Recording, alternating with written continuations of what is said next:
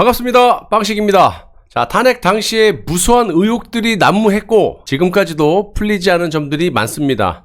그 중에서도 탄핵 정국 당시 대통령 권한대행 황교안 전 대표의 이해할 수 없는 모호한 처신, 당시 헌법재판소 소장의 폭탄 발언, 그리고 박근혜를 파면한다, 이정미 재판관의 역적질에 대해서도 간략하지만 임팩트 있게 전달해드리도록 하겠습니다. 이미 결론은 나 있는 상태다. 안달난 사람들만 애가 타는 것이지 진실은 반드시 밝혀지고 이 나라 그렇게 쉽게 무너지지 않습니다. 현재 사면 복권까지 되신 박근혜 대통령께서 내년 총선을 앞두고 사실상 정치 선언을 하신 후 아주 위험한 상황이 벌어지고 있는데요. 탄핵 세력과 좌파 언론사에서 그 당시와 똑같은 수법으로 박근혜 대통령의 진실의 입을 틀어막고 더 나아가서 재구속까지 시키려는 아주 위험천만한 공작을 하고 있다는 겁니다. 박근혜 정부 전 기무사령관 조현천을 긴급 체포 후 자발적으로 귀국한 사람을 도주의 우려가 있다고 구속을 시키고 그 휘하의 참모들을 줄줄이 소환해서 내란 음모죄를 덮어씌우기 위한 그런 수사를 하고 있다는 것이고요. 이건 조금만 상식이 있는 분들이라면 저들의 목적이 어디에 있는지 벌써 간파를 하셨을 겁니다. 바로 박근혜 대통령임을 아실 수가 있는 겁니다. 그런데 보수 정당이자 집권 여당인 국민의힘 그 누구 하나 나서가지고 반대 논평하는 자가 없을 뿐만이 아니라 박 대통령께서 좌파예요? 아니잖아요. 이해가 되십니까? 박근혜 대통령에 대한 국회 탄핵이 가결된 후 직무가 정지되고 대통령 권한대행이었던 황교안 전 대표 또한 박근혜 대통령의 명예회복을 하겠다고 하면서 이 문제에 대해서 아무런 논평한 줄 없다라는 겁니다. 이해가 되세요? 박근혜 대통령의 측근들 또한 이 문제에 대해서 단 한마디 논평, 말도 없는 것도 현실입니다. 아마 대한민국에서 빵식이TV 혼자 떠들고 있는 상황인 듯 보이는데요. 제가 가장 이해가 안 되는 점이 바로 이런 것들입니다. 박근혜 대통령께서 좌파입니까? 아니잖아요. 탄핵의 진실을 2년 넘게 제가 방송을 하면서 정말 이해가 안 되는 부분은 황교안 전 대통령 권한대행이 당시에 이해할 수 없는 모호한 처신에 대해서 말씀을 좀 드려보겠는데요. 지금이라도 기면 기다, 아니면 아니다, 정확한 해명만 하면 끝나는 문제입니다.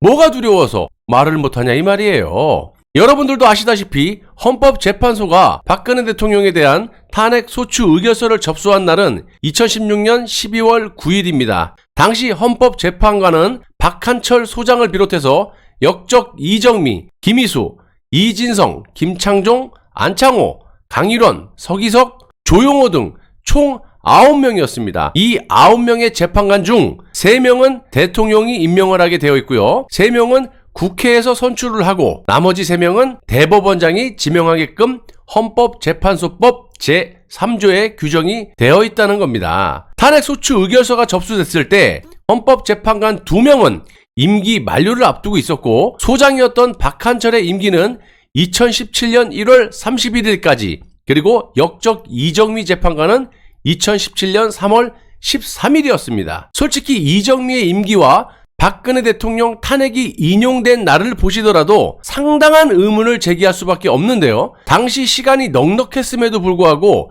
이정미의 임기 전에 박근혜 대통령에 대한 탄핵 인용을 하기 위해서 쫓기듯이 심판 절차를 진행했다라는 겁니다. 결론적으로 이정미가 박근혜를 파면한다 라고 인용한 날이 3월 10일, 그리고 이정미 임기 만료가 13일, 3일 전에 뭐에 쫓기듯이 박 대통령을 날렸다라는 겁니다. 자, 3개월이라는 시간이 더 남았음에도 불구하고 왜 굳이 이정미가 박근혜 대통령을 탄핵 인용을 하게끔 했을까요? 박한철 당시 헌재 소장의 폭탄 선언의 취지는 정말 어처구니가 없었습니다. 자신의 임기가 1월 30일에 만료되고 이정미 재판관의 임기 역시 3월 13일에 만료가 된다. 그럼에도 불구하고 후임자 임명 절차가 전혀 이루어지지 않고 있다, 이렇게 주장을 했어요. 자, 보세요 여러분. 아주 쉽게 말씀을 드려볼게요. 이정미 재판관은 대법원장이 지명한 케이스여서 당시 대법원장 양승태는 이정미의 임기가 끝나기 전인 2017년 3월 6일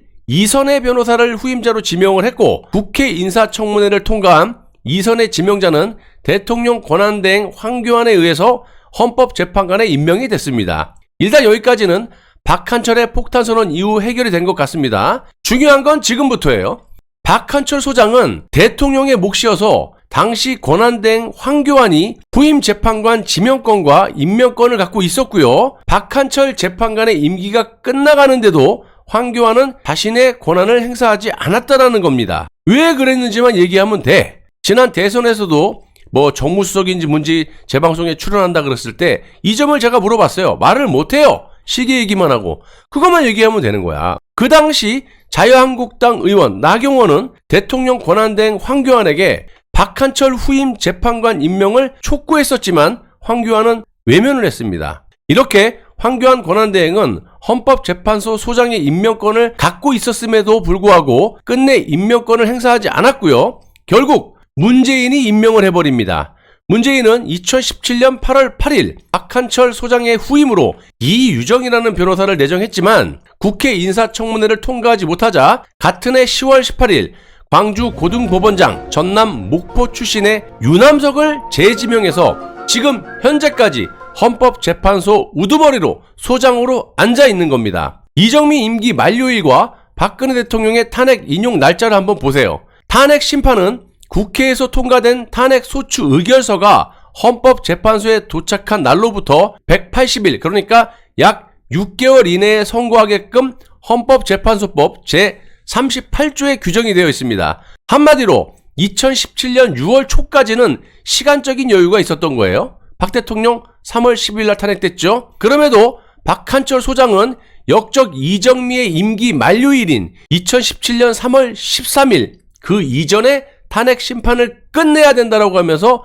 선고기일을 못 박았던 겁니다. 그리고 이정미 임기 만료 3일 전인 2017년 3월 10일에 박근혜를 파면한다라고 하면서 탄핵을 시켰던 겁니다. 이해가 되세요? 박근혜 대통령의 탄핵 과정에서 벌어졌던 수많은 조작 증거들 뿐만이 아니라 대한민국 최고의 법을 다루는 헌법을 다루는 헌법재판소에서 벌어졌던 이런 말도 안 되는 탄핵 절차 한두 가지를 위반한 것이 아니지만 대표적으로 국회에서 조작되고 선동된 여론에 편승해서 아무런 증거도 없이 국가 원수로서의 지위를 가지고 있는 현직 대통령에 대한 탄핵 소추안을 의결을 해버렸고 헌법재판소는 재판관 2명의 자녀 임기가 얼마 남지 않았다라는 대단히 우연한 사정을 이유로 심리기간을 제한한 다음에 뭐에 쫓기는 듯이 박근혜 대통령을 탄핵시켜버렸다는 겁니다. 제가 오늘 말씀드리고 싶은 가장 중요한 점은 헌법재판소 구성 권한을 가진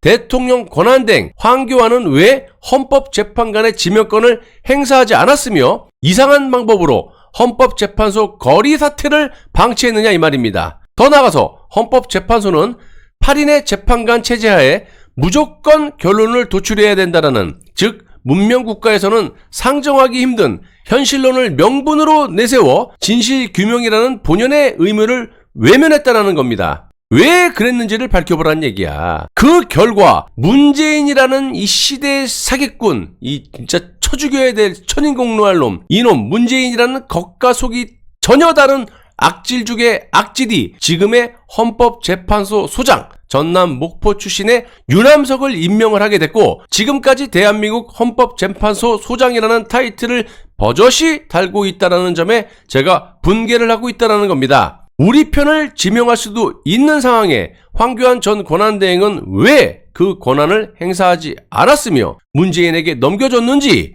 언젠가는 역사의 법정에서 그 진실을 밝혀야 될 겁니다. 그 이유가 뭐냐고? 간단합니다. 박근혜 대통령에 의해 법무부 장관, 국무총리 그리고 대한민국의 최고 국정 책임자 지위에 있었던 사람으로서의 책임과 의무라는 겁니다. 그리고 더 중요한 건 박근혜 대통령에 대한 인간으로서의 최소한의 도리일 겁니다.